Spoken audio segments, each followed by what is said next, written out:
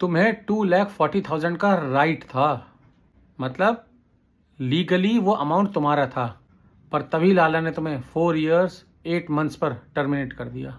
Coincidence? नहीं यार, ये कोई कोइंसिडेंस नहीं है, मैं बताता हूँ।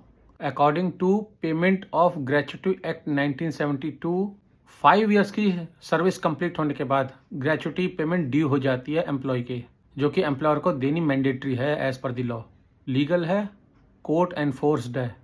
लेकिन ये लाला, हरिराम और तुम्हारा मैनेजर क्या गंदा खेलते हैं आपके साथ। ये 4 years जैसे 6 months आते हैं, 4 years 6 months होता है आपको, तो आपको इमीडिएटली परफॉर्मेंस रिव्यू का एक मेल आ जाएगा हरिराम के इनबॉक्स से। देखो, यहाँ से खेल स्टार्ट होता है आपके साथ। सबसे पहले आपको आएगा परफॉर्मेंस रिव्यू, फिर मेल आएगा पीआईपी का, फिर मेल आएगा रीस्ट्रक्चरिंग का, और लास्ट में क्या होता है पता है? इतने सारे बैक टू बैक हर 8 to 10 डेज के गैप पे जब आपको ये ईमेल्स आते हैं ना, आपको मेंटली ब्रोक किया जा रहा है सिस्टमेटिकली, जो कि सिर्फ और सिर्फ आप ही समझ सकते हो उस पेन को। मैंने तो वो पेन खैर देखा हुआ है, लेकिन मैं आपको बता रहा हूँ कि उस पेन को आपकी फैमिली में भी कोई नहीं समझेगा। उस पेन को सिर्फ आप समझ सकते हो। फिर हरिराम आपको ऑप्शन देता है कॉन्फ्रेंस में बुला के, you have 2 choice, either you resign और वी विल टर्मिनेट यू।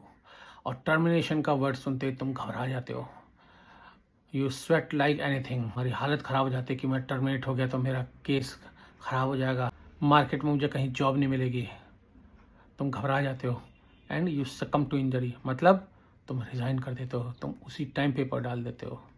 उनका mission achieved.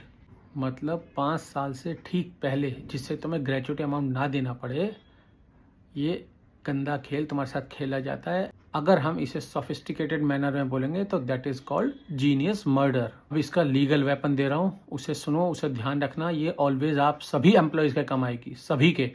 Same gratuity act का सेक्शन 2A है एक, सेक्शन 2A, उसका रेफरेंस आपको देना है।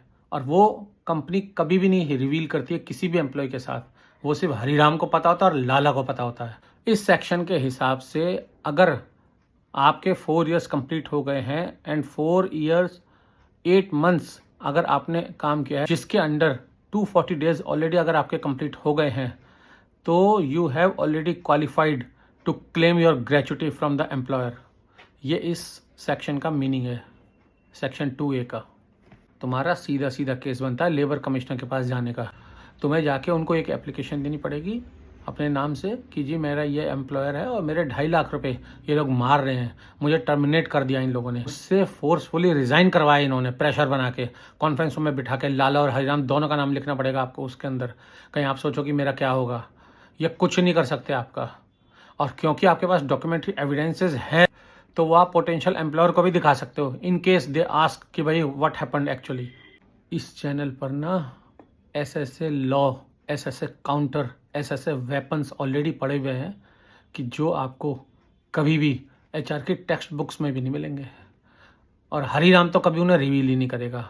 ये तो भूल जाओ कि हरिराम तुम्हारा अगर फ्रेंड है तो वो कितना अच्छा फ्रेंड है, वो कितना आपके संग लंच कर ले, पर हरिराम कभी भी कुछ ऐसा रिवील नहीं करेगा जो कंपनी का अगेंस्ट और एम्प्लॉय के फेवर में हो।